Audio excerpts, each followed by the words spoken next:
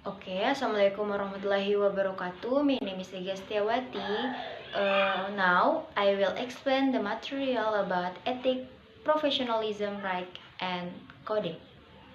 As we can see from the title, what will be discussed is how the ethical and professional aspect of language testing and assessment can take account of the notion of right and the use of code as a way of linking the two aspects, how they are two professions that are connected so that they can be public commitment to ethic talk. A code of ethics is provide accountability to both members of the profession and stakeholders.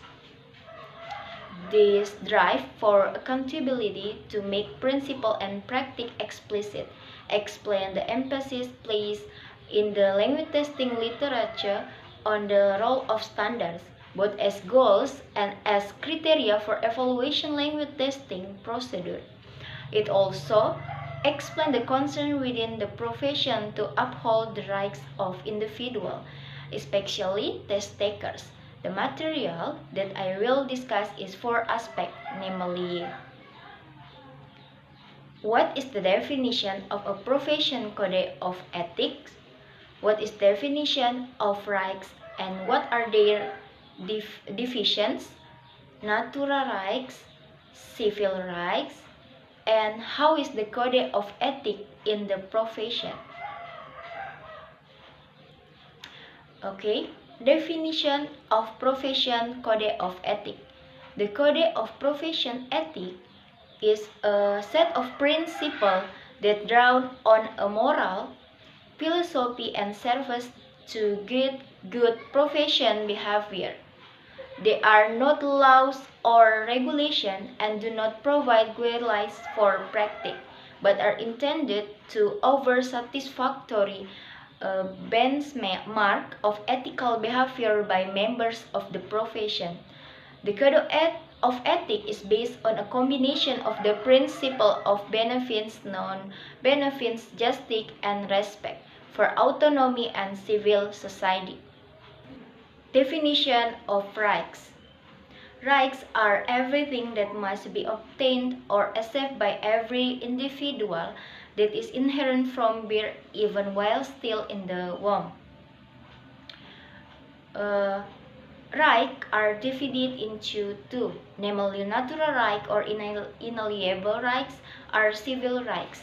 Natural rights are the freedoms that every individual has due to being human, including the right to protect one's life and property. Civil rights are fundamental freedoms that are obtained as the essence of human existence.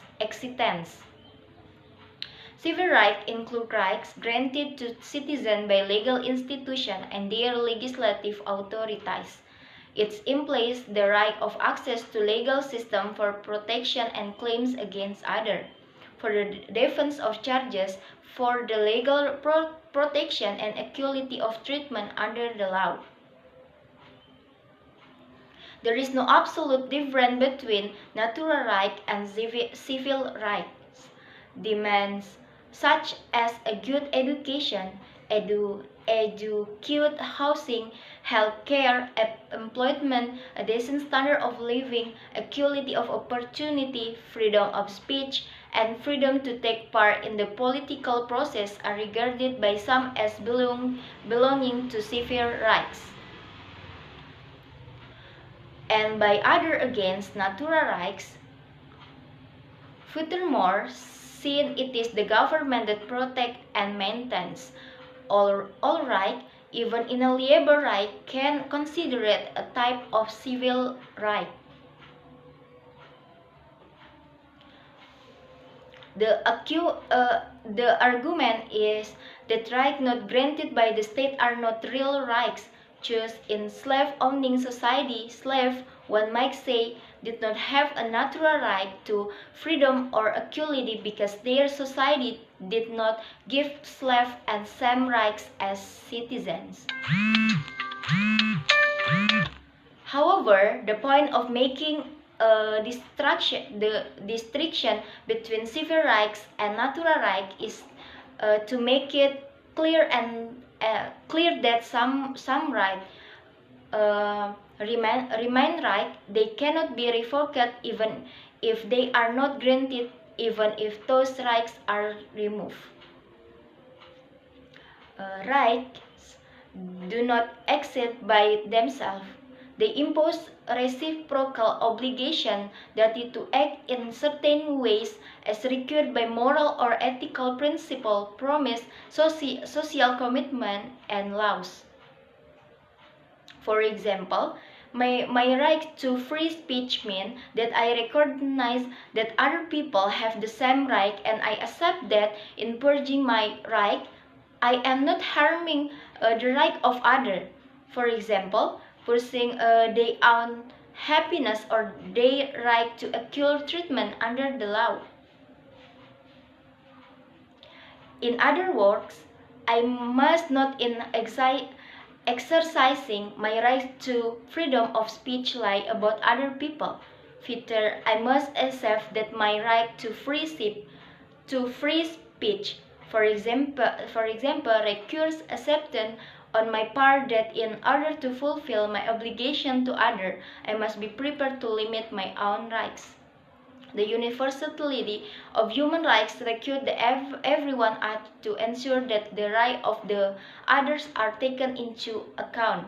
However, the new professionalism, which is undoubtedly influenced by the climate of postmodernization, is about giving users more power in the context of professional relationship, though the focus is still of professional as power giver.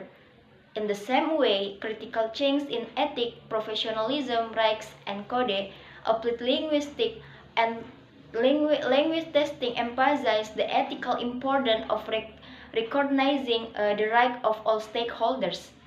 And because we can examines the ELTA Code of Practice highlight the right of examines.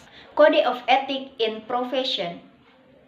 What the Code of Ethics does is to remind us of what we already know, that language testers are serious organizations committed to social cause, defending standards, upholding the right of all stakeholders, and working professionally with college.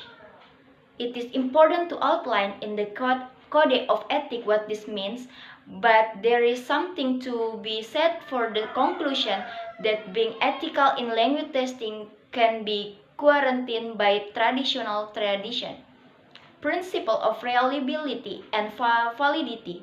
As for the responsibility for the use of the test, this should be limited to the purpose for which the designer has facilitated the test, where this leave asylum and citizenship tests, and the use of invalid tests by government against it. In the former case, what is the ethical in language testing? What the code requires is that the test must be properly designed, valid for its purpose. The profession is not against such tests. However, as an ELTA Code of Ethics explains, while not against such tests, the profession does not require members to take part in their construction if they have objective of consent against them. The imposition of such a test is political matter, and the code says nothing about politics. What is ethical for the profession is not necessarily moral for each individual member. In the second case, the code reaffirmed that professional use of invalid tests is irresponsible. However, despite that argument, it can work only if government and other agencies are willing to have profession advice. On the other hand, as with the Australian government's stand on the dictation test, what matters is politics and not ethics.